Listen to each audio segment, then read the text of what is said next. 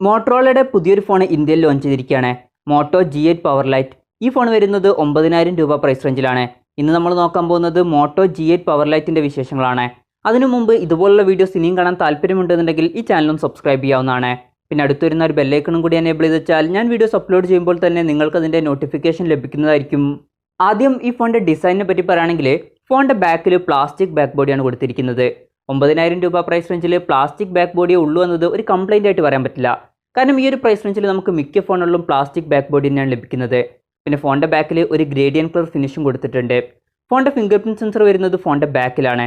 പിന്നെ ഈ ഒരു ഫിംഗർ പ്രിൻറ്റ് സെൻസറിൻ്റെ മുകളിൽ മോട്ടോയുടെ ലോഗോയും കൊടുത്തിട്ടുണ്ട്. പിന്നെ ഫോണിൻ്റെ ക്യാമറ സെൻസേഴ്സ് വരുന്നത് ലെഫ്റ്റ് സൈഡിലായിട്ടാണ്.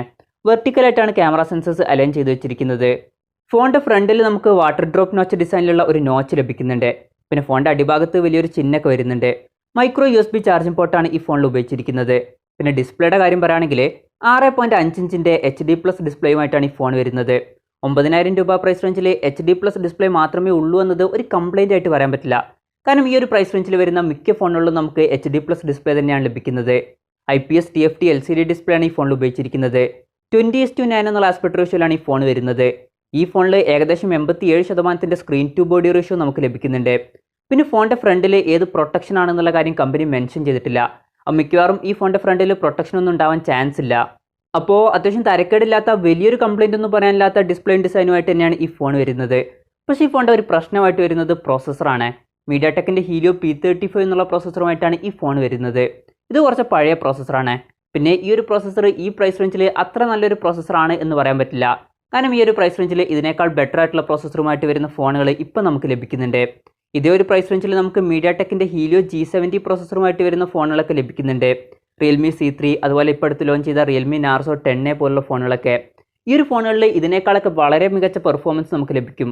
അപ്പം ഈ ഒരു പ്രൈസ് റേഞ്ചിൽ നിങ്ങൾക്ക് നല്ല പെർഫോമൻസോ അല്ലെങ്കിൽ ഗെയിമിംഗ് ഒക്കെയാണ് വേണ്ടതെന്നുണ്ടെങ്കിൽ ഈ ഒരു ഫോൺ നിങ്ങൾക്ക് പറ്റിയിട്ടുള്ള ഫോണല്ല. ഈ ഫോണിൽ നമുക്ക് 4 GB റാം ലഭിക്കുന്നുണ്ട്. അതുപോലെ 64 GB ഇൻറ്റേർണലും ലഭിക്കുന്നുണ്ട്.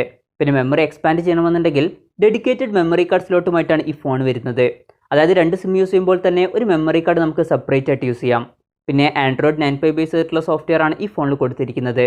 ഇപ്പോൾ നമുക്ക് മിക്ക ഫോണുകളിലും Android 10 ബേസ് ചെയ്തിട്ടുള്ള സോഫ്റ്റ്വെയർ ആണ് ലഭിക്കുന്നത്. പിന്നെ ഈ ഒരു ഫോണിൽ Android 10ൻ്റെ അപ്ഡേറ്റ് ലഭിക്കുമെന്നുള്ള കാര്യം കമ്പനി പറഞ്ഞിട്ടുണ്ട്. പിന്നെ ഈ ഒരു ഫോണിൻ്റെ സോഫ്റ്റ്വെയറിൽ മോട്ടോ ജസ്റ്റേഴ്സും വരുന്നുണ്ട്. ക്യാമറയെ പറ്റി പറയുകയാണെങ്കിൽ ഈ ഫോണിൻ്റെ പിന്നിൽ നമുക്ക് 3 ക്യാമറ സെൻസേഴ്സാണ് ലഭിക്കുന്നത്. 16 മെഗാപിക്സലിൻ്റെ f2.0 അപ്പേഴ്സിൽ വരുന്ന മെയിൻ സെൻസറാണ് വരുന്നത്.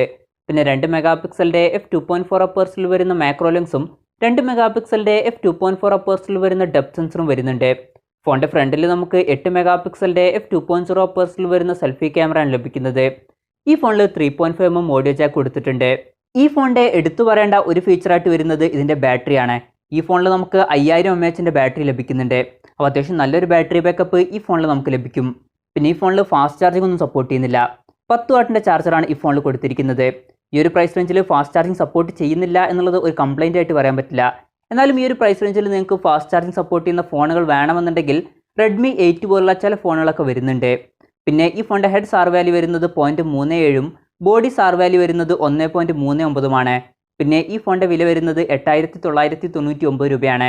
മെയ് 29 മുതൽ ഫ്ലിപ്കാർട്ട് വഴിയാണ് ഈ ഫോണിൻ്റെ സെയിൽ സ്റ്റാർട്ട് ചെയ്യുന്നത്. പിന്നെ നമ്മൾ ആക്സിസ് ബാങ്കിൻ്റെ കാർഡ് യൂസ് ചെയ്യുകയാണെന്നുണ്ടെങ്കിൽ 5% ക്യാഷ് ബാക്ക് ലഭിക്കും.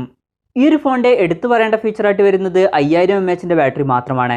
പിന്നെ ഈ ഒരു പ്രൈസ് റേഞ്ചിൽ ഇതിനേക്കാൾ ബെറ്റർ ആയിട്ടുള്ള ഫോണുകൾ നമുക്ക് ഇപ്പോൾ ലഭിക്കുന്നുണ്ട്. എന്തായാലും ഈ ഫോണിനെ പറ്റിയിട്ടുള്ള നിങ്ങളുടെ അഭിപ്രായം ജസ്റ്റ് ഒന്ന് കമൻറ്റ് ചെയ്യുക.